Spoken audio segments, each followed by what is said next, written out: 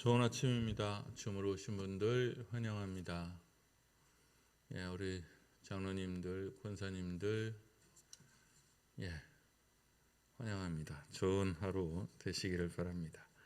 우리 찬송가 401장으로 새벽 기도를 시작합니다.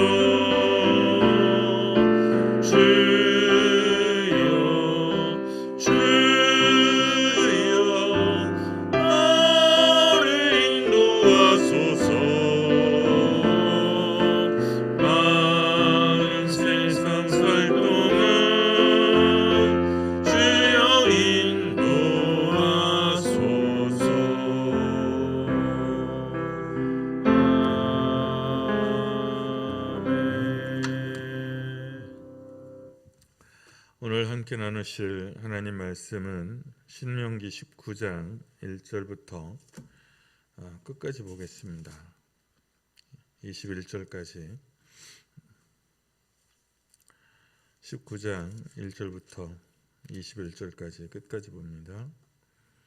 내 하나님 여호와께서 이 여러 민족을 멸절하시고 내 하나님 여호와께서 그 땅을 내게 주심으로 너가 그것을 받고 그들의 성읍과 가옥에 거주할 때에 내 하나님 여호와께서 내게 기업으로 주신 땅 가운데에서 새 성읍을 너를 위하여 구별하고 내 하나님 여호와께서 내게 기업으로 주시는 땅 전체를 새 구역으로 나누어 길을 닦고 모든 살인자를 그 성읍으로 도피하게 하라.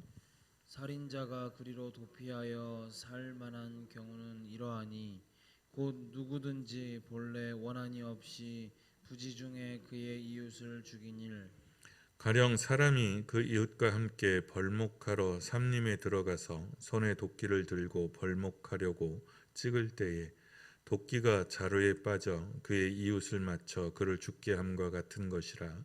이런 사람은 그 성읍 중 하나로 도피하여 생명을 보존할 것이니라. 그 사람이 그에게 본래 원한이 없으니 죽이기에 합당하지 아니하나 두렵건대 그 피를 보복하는 자의 마음이 복수심에 불타서 살인자를 뒤쫓는데 그 가는 길이 멀면 그를 따라 잡아 죽일까 하노라. 그러므로 내가 내게 명령하기를 새 성읍을 너를 위하여 구별하라 하노라. 내 하나님 여호와께서 내 조상들에게 맹세하신 대로 내 지경을 넓혀 내 조상들에게 주리라고 말씀하신 땅을 다 내게 주실 때 또 너희가 오늘 내가 너희에게 명하는 이 모든 명령을 지켜 행하여 내 하나님 여호와를 사랑하고 항상 그의 길로 행할 때에는 이 셋 외에 새 성읍을 더하여 내 하나님 여호와께서 내게 기업으로 주시는 땅에서 무죄한 피를 흘리지 말라. 이같이 하면 그의 피가 내게로 돌아가지 아니하리라. 그러나 만일 어떤 사람이 그의 이웃을 미워하여 엎드려 그를 기다리다가 일어나 상처를 입혀 죽게 하고 이 한 성읍으로 도피하면 그 본 성읍 장로들이 사람을 보내어 그를 거기서 잡아다가 보복자의 손에 넘겨 죽이게 할 것이라. 내 눈이 그를 긍휼히 여기지 말고 무죄한 피를 흘린 죄를 이스라엘에서 제하라. 그리하면 내게 복이 있으리라. 내 하나님 여호와께서 내게 주어 차지하게 하시는 땅 곧 내 소유가 된 기업의 땅에서 조상이 정한 내 이웃의 경계표를 옮기지 말지니라.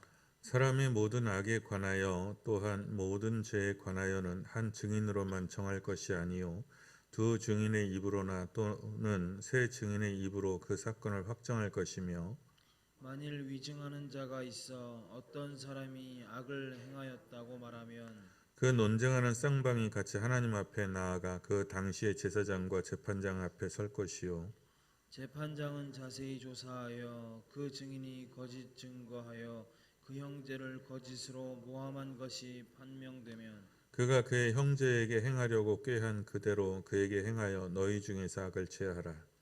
그리하면 그 남은 자들이 듣고 두려워하여 다시는 그런 악을 너희 중에서 행하지 아니하리라. 다 함께 내 눈이 긍휼히 여기지 말라. 생명에는 생명으로, 눈에는 눈으로, 이에는 이로, 손에는 손으로, 발에는 발로이니라. 아멘. 신명기 19장은 도피성에 대한 규례예요. 민수기 35장에도 도피성에 대한 규례가 있죠. 도피성은 레위 지파가 분배받은 48개의 성읍 중에서 6개를 지정해서 만듭니다. 그러니까 오늘 본문에 의하면 먼저 3개를 정하고 그 후에 3개를 이제 땅을 이제 정복하는 과정에서 먼저 도피성은 확보하라는 뜻이에요. 그러니까 땅이 확보되는 대로 먼저 3개는 도피성으로 정하고 그리고 후에 땅이 완벽하게 정복이 되면 나머지 3개도 다 만들려고 하는 거죠. 도피성의 기본적인 목적은 과실치사로 인한 보복살인을 막으려고 하는 것이 첫 번째 의도예요. 그러니까 고의적인 살인은 뭐 도피성이든 도피성이 아니든 아무데도 피할 데가 없어요. 심지어는 성전으로 피해도 그건 잡아서 죽이게끔 되어 있습니다. 그런데 과실치사의 경우가 있죠. 고의가 아닌데 뭐 도끼질을 하다가 갑자기 도끼 그 머리가 날아가서 지나가던 어떤 행인 머리를 맞춰서 사람이 죽었다. 그러면 이건 과실치사잖아요.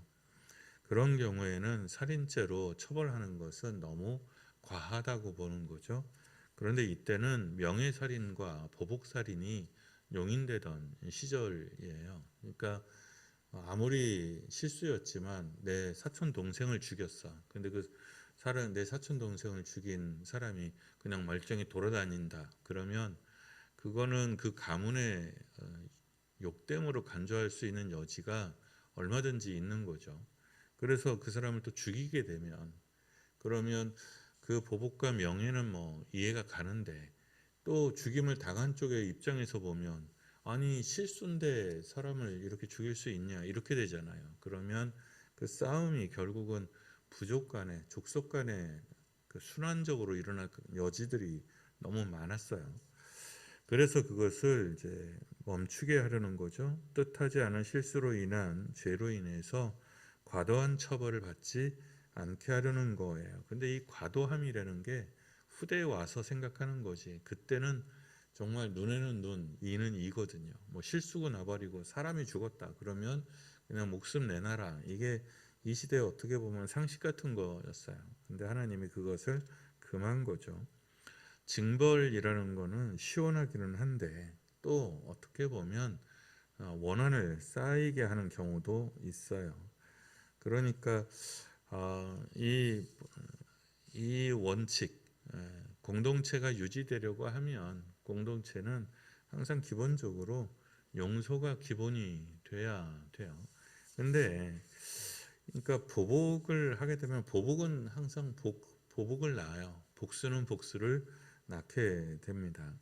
그렇기는 하지만 그 고리를 끊어내는 게 용서이기는 하죠. 그렇지만 용서라는 것도 강요하면 폭력이 돼요. 그러니까 어, 그게 되게 나쁜 교육법이라고 그러죠. 어린애들 이제 특히 형제간에 이렇게 유치원이나 이런 데서 싸우면 어른들이 시시비비를 잘 안 가리고 강제로 화합시키잖아요. 그래서 어, 형이 무조건 양보해야 돼. 뭐 동생이 이렇게 해야 돼. 서로 미안했다고 그래. 그래갖고 억지로 화해를 시키잖아요. 그러면 사실 또 대충 보면 또 그렇게 하면 다 넘어가던데. 그런데 그게 교육법에 썩 좋은 건 아니라고 그러네요. 그게 다 억울한 쪽에는 억울한 쪽대로 또 강제로 용서하고 뭐 이거는 마음에 다 상처로 남는다고 그래요.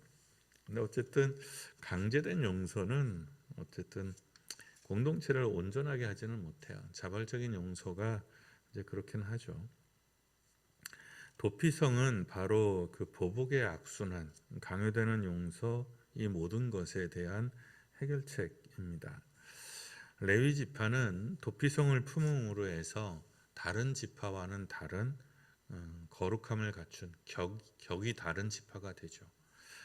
그러니까 생각해 보면 각 지파에서 이런 일들이 흔하지는 않겠지만 일어나기는 일어날 거예요. 그러면 우리 지파의 사람들이 레위 지파의 사람들의 성읍에 가서 살게 되고 이제 우리도 언제 혹시라도 잘못하게 되면 레위 지파의 신세를 져야 되니까 레위 지파에게 줘야 되는 몫이 있잖아요. 다른 지파들이 그런 부분에 있어서 거룩함을 갖추자, 힘을 갖출 수 있는 부분이 되고요. 또 하나는 이스라엘 공동체 전체에서 보면 생각해 보면 도피할 수 있는 도피성을 가진 공동체, 어떤 다른 격을 갖춘 백성이 되죠. 피할 성을 가진 공동체. 그 다음에 이 도피성은 레위 지파의 성읍에서 분별하는 거예요. 레위 지파가 전체 지파적인 땅을 갖지는 못해요. 그래서 하나님께서 각 지파에서 성읍 몇 개를 뽑아서 레위 지파한테 넘겨주라고 명령하셨어요. 그 성읍의 숫자가 48개예요. 그 48개 중에서 6개를 도피성으로 이제 정하는 건데 그랬을 때 하나님께서 이제 명령을 땅에 지게표를 옮기지 마라 하는 이 말은 원래 모든 할양되는 땅은 하나님께서 정하신 거니까 그건 움직이지 말라는 뜻이기도 하지만 레위 지파의 48개의 성읍 그리고 도피성도 아까워하지 말라는 뜻이에요. 그리고 그 성을 잘 지키라는 뜻이고 뒤에 있는 두세 증인의 입으로 하라는 것은 이제 공정한 재판에 대한 문제잖아요. 이 모든 과정을 재판하는 사람들이 이게 과실치사다, 아니다, 또 어느 성읍에 간다, 또 어느 성읍에 갔을 때 그것을 복수하고 복수하지 않고 뭐 이런 모든 세세한 것에 대한 판결에 대한 거죠. 그리고 신명기 19장은 또 어쨌든 성경이 재판에 대해서는 굉장히 엄하게 다룹니다. 그러니까 재판장들이 공정하게 해야 된다는 것도 굉장히 강하게 작용이 돼 있고 그 다음에 증인들 특히 거짓 증거하는 사람, 모함하는 사람, 무고하는 사람에 대해서는 거의 뭐 동일한 범죄로 엄단을 합니다. 그러니까 우리나라는 재판이 걸리면 무조건 상대방에 대해서 무조건 다시 쌍방으로 고소하는 게 기본이에요.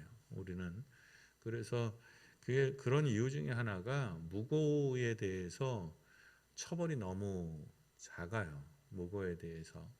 근데 사실 무고를 당해서 재판에 걸리게 되면 우리 같은 사람들은 무슨 경찰서나 법원에서 뭐만 날라와도 가슴이 철컥 내려앉는데 그거 막 해서 재판에 넘어가게 되면 정말 삶이 피폐해집니다. 그러니까 그렇게 하면 안 될 것 같은데 우리는 여하간 제가 봤을 때는 우리나라 법은 조금 더 많이 손을 봐야 될 것 같아요. 현재 법감정하고 너무 안 받는 판결들이 너무 많지 않냐 하는 생각들을 하게 돼요. 도피성의 문제는 사람이 실수한 것을 공동체가 받을 수 있는 그 법적인 장치를 가진 거죠. 일방적으로 용서해라 막 이렇게 하지도 않고, 그렇다고 해서 처벌을 또 어쨌든 또 사람이 죽었으니까 피해가 발생한 거잖아요. 그 부분에 대해서 처벌을 안 하는 것도 아니거든요. 도피성에 가서 산다고 해서 그게 반드시 안전을 보장하거나 또 좋은 게 아니라는 거죠. 자기 지파에 자기 고향의 땅에서 벗어나서 어떻게든 이방 땅에서 다른 낯선 사람들과 함께 살아야 한다는 것은 그 사람에게도 인생에 있어서는 굉장히 큰 손해니까요. 처벌을 안 받는다고 할 수는 없어요.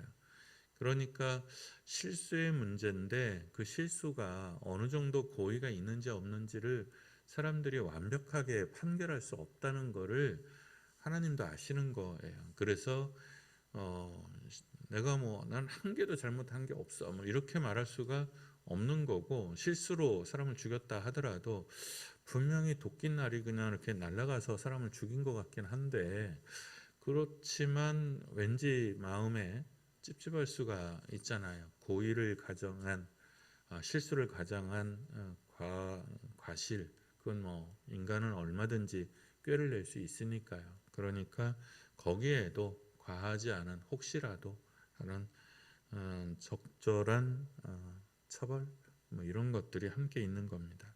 저는 교회가 예수님이 이제 도피성이라고 하잖아요. 피할 길을 내어주시는 분이라는 뜻이기도 하고, 또 우리가 누군가에게 도피성이 되어줄 수 있는, 쉴 수 있는 신앙의 무게를 가진 사람이어야 한다는 거죠. 예수님이 우리에게 도피성이고 교회가 또 그 누군가에게 도피성의 역할을 할 수 있어야 한다는 거죠. 이게 3500년을 넘어 오늘 우리에게 주시는 영적인 은유, 의미라고 할 수 있을 것 같습니다. 찬송가 400장 부르고 우리 기도하죠.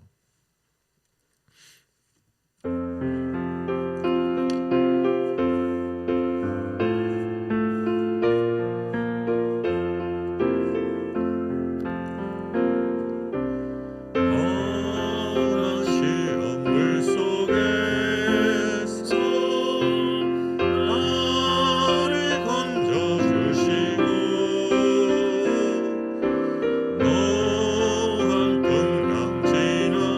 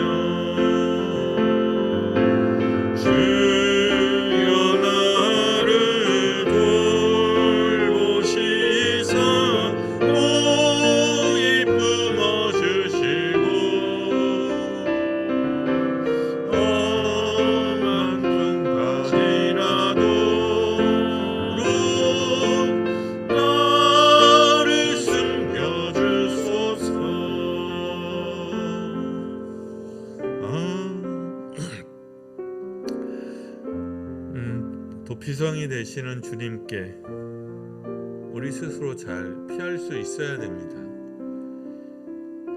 우리가 주님을 믿는 이유는 주님께서 우리의 보호자가 되시고 산성이 되시고 또 우리의 선한 목자가 되시기 때문에 그렇습니다. 정작 마음에 상한 것이 있고 힘겹고 삶의 고단함이 있을 때 주님께 피할 줄 알아야 됩니다. 이 고집스럽게 소위 또 자존심으로 주님께 피하지 못하는 사람들이 있어요. 도피성 되시는 주님께 기꺼이 잘 피하는 우리가 되도록 기도합니다. 또 누군가에게 도피성이 되어주는 신앙의 무게를 가진 사람, 인격의 무게를 가진 사람 될 수 있도록 기도합니다. 도피성이 과도한 처벌과 그리고 미움으로부터 사람을 보호하려고 하는 거였다면 실수든 그 무엇이든 용납하고 용서할 수 있는 넉넉함이 나와 우리 모든 공동체 가운데 있도록 이해서 기도하시기를 바랍니다. 도피성을 품은 거룩하고 관대한 공동체가 되도록 위해서 기도합니다. 잘못할 수 있죠. 실수든 아니든 간에 잘못할 수 있어요. 그런데 그 잘못을 품을 수 있고 용납할 수 있고 또 만져줄 수 있는 그런 관대한 공동체, 또 그런 사람들이 필요하죠. 다 옳고 그름에 따라 지적하고 또 처벌하고 대가를 치러주고 그게 아니라 정말 도피성을 품은 그런 공동체, 그런 인격과 품, 그리고 우리에게 도피성이 되어주시는 예수 그리스도를 온전히 모시는 우리가 되도록 위해서 잠시 기도하겠습니다. 기도합니다.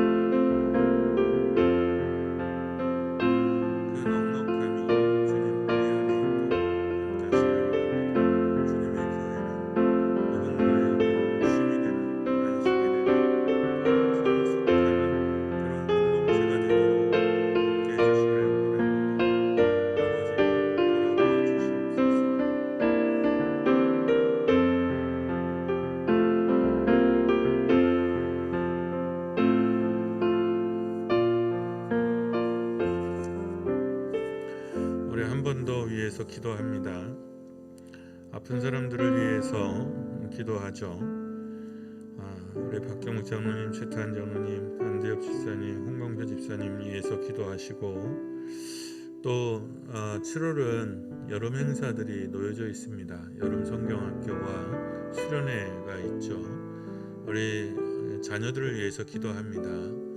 우리 교회의 여름 행사들을 위해서 기도하고요. 그리고 여름 행사를 준비하는 교사들과 주일학교 우리 자녀들을 위해서 기도합니다. 하나님의 선하신 능력으로 은혜로 선하게 이루어지는 시간들이 되게 하시고 정말 좋은 영적인 경험과 교육적인 경험이 일어날 수 있도록 해주시고 들을 귀가 들을 마음이 있는 아이들 되게 해주시고 말씀을 전하는 사람들이 능력에 잡힐 수 있게 해주시고 무탈하도록 어려운 일 없도록 그리고 많은 기도의 지원과 여러 지원들을 받는 교회 학교가 되도록 위해서 잠시 기도합니다.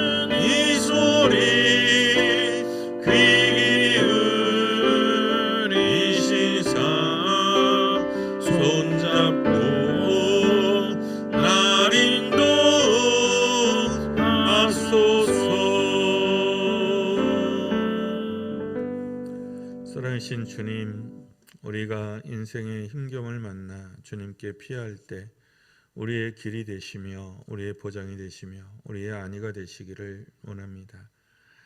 그 누군가가 우리에게 피하여 올 때에 주님, 그들을 품어 안을 수 있는 넉넉함이 내 안에, 우리 안에 온전히 있기를 원합니다. 고단하고 힘겨운 세상에서 주님, 우리 손을 이끌어 잡고 가시옵소서. 우리의 힘겨움을 주께서 복되게 하시고 하나님 온전한 찬양으로 바꾸어 주시옵소서. 그래서 하나님 나라의 부요함과 그리고 아름다운 것과 그리고 따뜻함을 하나님 누리며 사는 우리가 되도록 인도하여 주옵소서. 바라옵건대 우리 생에서, 우리 인격에서, 우리의 믿음의 공동체에서 하나님의 나라의 온전함과 부요함이, 그래서 하나님의 영광이 나타나기를 원합니다. 이 간구를 담아 주님께서 가르쳐 주신 기도로 기도하오니 하늘에 계신 우리 아버지의 이름을 거룩하게 하시며 아버지의 나라가 오게 하시며 아버지의 뜻이 하늘에서와 같이 땅에서도 이루어지게 하소서. 오늘 우리에게 일용할 양식을 주시고 우리가 우리에게 잘못한 사람을 용서하여 준 것 같이 우리 죄를 용서하여 주시고 우리를 시험에 빠지지 않게 하시고 악에서 구하소서. 나라와 권능과 영광이 영원히 아버지의 것입니다.